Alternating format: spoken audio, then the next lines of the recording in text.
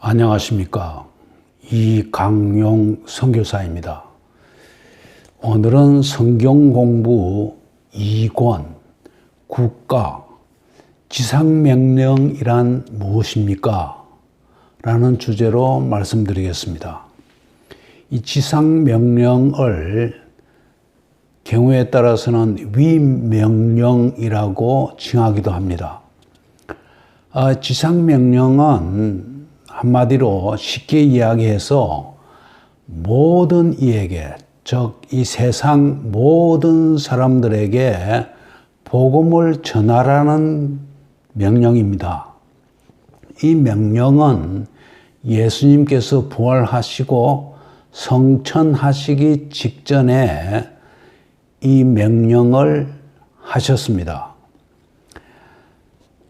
우리 성령을 받은 사람들은 당연히 이 복음을 전할 의무가 있는데, 의무 이전에 복음 전하고 싶은 마음이 스스로 일어나게 됩니다. 성령의 불을 받은 사람은 이 복음을 전하고 싶은 마음이 스스로 생겨난다는 것이죠. 그런 충동을 받습니다. 근데 그 충동을 역시 하나님께서 주신 것인데, 또한 그러한 마음만 주시고 마느냐 하면은 아닙니다. 복음을 전할 수 있는 능력을 주십니다. 그 능력도 여러 가지가 있겠습니다만은 각자에게 가장 적합한 그러한 능력을 주시는 겁니다.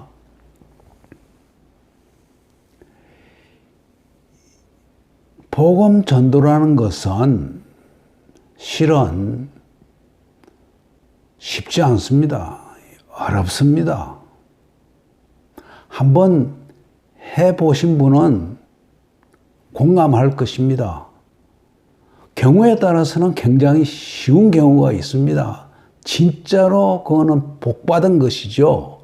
그렇는데 대부분의 경우에 참 어렵습니다. 진짜로 많은 기도를 해가면서 참 엄청난 노력을 부어가면서 한 사람 영혼을 구원하기 위해서 애쓰는 그러한 경우가 허다히 많습니다.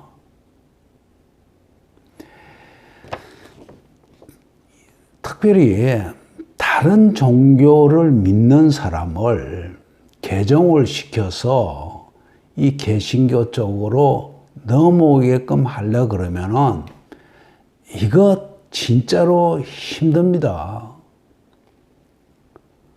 근데 또 힘든 사람은 이런 사람들입니다. 복음을 들어봤다 이거예요. 약간의 지식이 있습니다. 그러면서 그런 사람은 자기도 기독교인이라고 이야기를 합니다. 이런 사람들이 주로 미국인들 가운데 많고 또 유럽인들 가운데 많습니다. 제가 미국에서 교수 생활을 하면서 학생들에게 복음을 전할 그러한 생각으로 가까이 다가가 보면은 하나님 안다, 예수님 들어서 안다는 거예요. 그러니까 뭐 더 이상 들으려고 하지 않아요. 배울 거 없다는 거지요. 이게 지식으로 되는 겁니까? 이게 마음에 성령의 불을 받아야 사람이 거듭날 수가 있는데, 지식으로만 듣고서 됐다는 거예요. 참 이런 경우에 어렵습니다. 또 이런 경우는 더 어렵습니다. 자신이 만들어 놓은 하나님이 있습니다. 또 자신이 만들어 놓은 예수님이 있습니다. 그걸 자기는 믿는다는 거예요. 진짜로 진짜 그 사람 이야기 들어보면 숨통이 막힙니다. 이런 사람들한테 참 복음 전하기 어렵습니다. 나도 하나님한테 기도하고 예수님한테 기도하고 기도 생활 한다는 거예요. 자기가 만드는 하나님, 자기가 만드는 예수님입니다. 자기가 만드는 종교예요. 참 깝깝하기 짝이 없습니다. 근데 어떤 사람이 제일 복음 전하기가 쉬우냐? 예수님도 모르고 하나님도 모르고 들어보지도 못하고 종교도 없고 아무것도 없는 사람. 이야, 이런 사람 만나면 진짜로 자신감을 가지십시오. 이거는 진짜로 참 복음 전하기가 쉬운 사람입니다. 이 중국 사람 가운데 그런 사람들이 참 많아요. 그래서 오히려 그 공산국가에 있는 공산당원이 아닌 사람, 공산당원은 이 공산주의가 하나의 이 종교가 되어 있습니다. 그래서 공산당원한테는 또 복음을 받으려고도 하지 않아요. 또 복음을 받았어도 안 된다 그래요. 근데 그 외 사람들은 참 아무것도 모르니까 그냥 어린아이 같아요. 참 복음 전하기가 쉽습니다. 제가 그래서 중국 대학교에 학생들을 가르치면서 중국 학생들한테 복음을 많이 전할 수가 있었습니다. 그 이야기는 조금 이따가 또 하겠습니다. 근데 이제 복음 들고 세계로 선교지로 나가는 선교사님들 많이 있죠.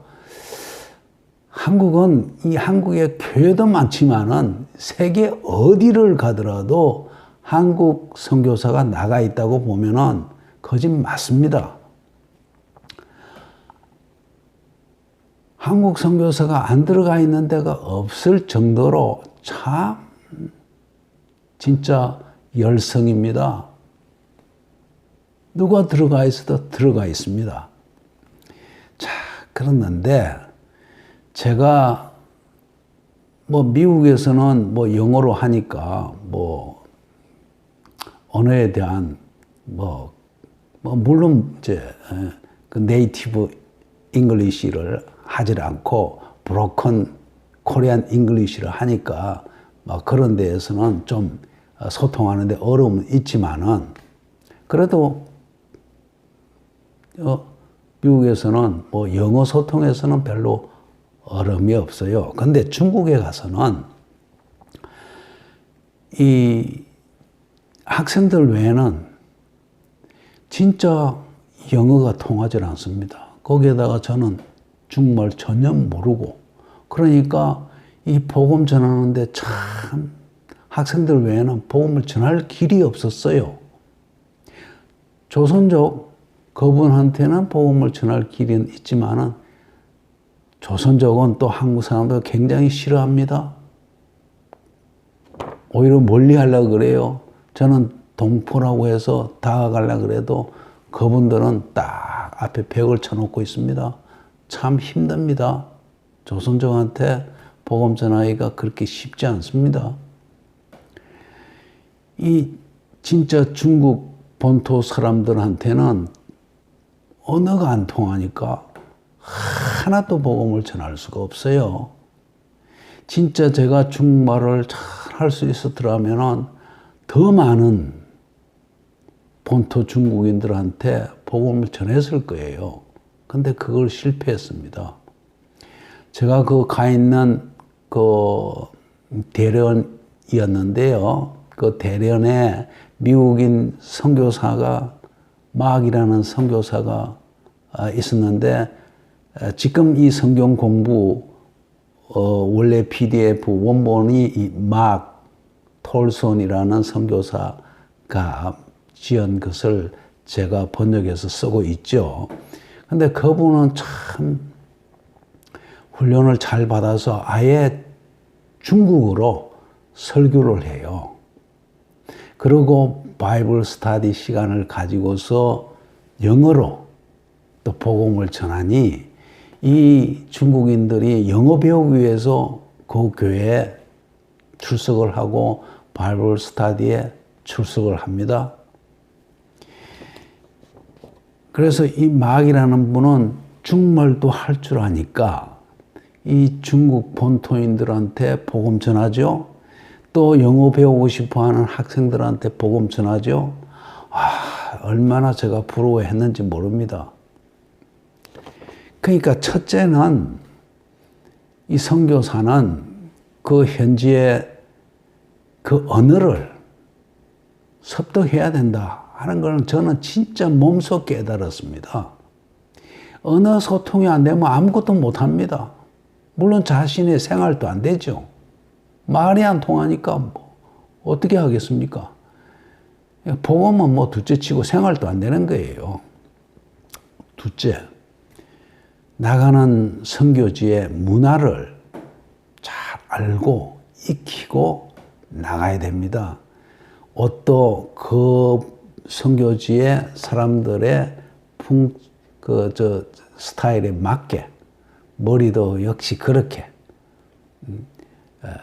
행동도 그렇게, 이렇게 하는 그 열성을 보여야만 됩니다. 이 두 가지가 가장 중요하지 않나? 즉, 선교지의 언어 습득과 선교지의 문화 습득이 무엇보다도 중요한 것 같습니다. 이건 몸소 제가 체험하는 것을 말씀드리는 것입니다. 이 복음 전도 방법은, 가장 좋은 방법은 실은 그분들과 어울려서 같이 생활하고 동고동락하면서 예수 믿는 사람으로서의 본을 보이는 것이, 몸으로 본을 보이는 것이 가장 좋은 방법이죠. 근데 그런 여건이 이런저런 이유로 참 힘들죠. 힘듭니다. 할 수 있으면 그 방법을 하십시오. 가장 좋은 방법입니다. 그랬는데 우리 선교사들이 여태까지 참 좋지 않는 방법을 취해왔습니다. 지금은 많이 깨닫고 그 방법을 쓰지 않는데, 어떤 방법이냐 하면은 그냥 그 후원금을 받아가지고 그냥 부어주는 겁니다. 그냥 노다지로 그냥 퍼부어 주는 겁니다. 그렇게 해가지고는 전혀 복음이 전해지질 않습니다. 오히려 그렇게 물질적으로 막 부어주지 마시고, 오히려 필요한 것을, 그들이 필요한 것이 무엇인지를 알고서, 만약에 기술이면은 뭐 재봉틀 사다 주고서는 그 재봉틀을 어떻게 해서 옷을 만드는지 가르쳐 주고, 또 재봉틀을 그렇게 뭐 어떻게 쓰는지만 가르쳐 줘가 되겠습니까? 그게 고장나면은 어떻게 하겠습니까? 고장나면은 고칠 수 있는 방법도 가르쳐 주고, 부품은 어떻게 구한다는 것도 가르쳐 줘서 몸소 그 기술을 진짜 100% 습득할 수 있게끔 해주는 것이 좋은 것입니다. 우물이 필요합니까? 우물을 파주되 어떻게 파는 것인지 이걸 다 가르쳐 주고, 이게 고장이 났을 때 어떻게 수리를 하는 것인지를 가르쳐 줘야만 그 우물이 오래 가지 않겠습니까? 또 자신들이 이렇게 십시일반 모아서 또 다른데 직접 팔 수 있게끔 그렇게 해줘야만 된다는 것이죠. 교회를 개척해도 마찬가지입니다. 현지인을 키워야만 됩니다. 키우고 자기는 나와서 딴 곳으로 가서 또 교회를 개척해야만 됩니다. 그렇게 해서 현지인한테 맡기려고 그러면 현지인을 키워야 되지 않겠습니까? 복음이 제대로 들어가고 성도들을 어떻게 사랑으로 섬기는지, 교회를 어떻게 운영하고 교회라는 것이 무엇인지 정확하게 인식하고 알게끔 그렇게 하고서 현진한테 맡기고 나와야만 그 교회가 제대로 살아나는 거와 꼭 마찬가지 이야기입니다. 그러니까 막 퍼부어줄 것이 아니라 그네들이 필요한 기술이 무엇인지 필요로 하는 것을 가르쳐서 배우게 하고, 그렇게 하는 것이 제대로 된 그 선교지를 위한 것이고, 그러면서 복음을 전하면은 그게 먹힌다는 것이죠. 돈으로 막 때울 생각은 절대 하지 마십시오. 그러면 더 달라 왜 안 주냐? 복음 받을 때는 yes. 돈 안 주면은 복음도 그냥 내팽개치는 그러한 방법은 아주 나쁜 방법입니다. 여기서 간단하게 제가 중국에서 교수로서 학생들한테 복음 전했던 그 방법을 어떻게 보면 뭐 자랑도 좀 시킬 수가 있는데 용서하십시오. 자랑하고 싶어서 하는 것이 아니고 저의 그 복음 전도 방법을 소개하려고 하니까 그렇게 됩니다. 저는 사실상 그 미국, 중국의 대련의 모 대학에 상당히 좋은 대학입니다. 거기에 초빙으로 초청받아서 상당한 대우를 받고 그렇게 갔습니다. 벌써 가니까 학생들이 다 알아요. 저에 대해서. 훌륭하신 분이 온다. 첫 강의실에 들어가서 강의를 하는데 애들 태도가 달라요. 깜짝 놀랐습니다.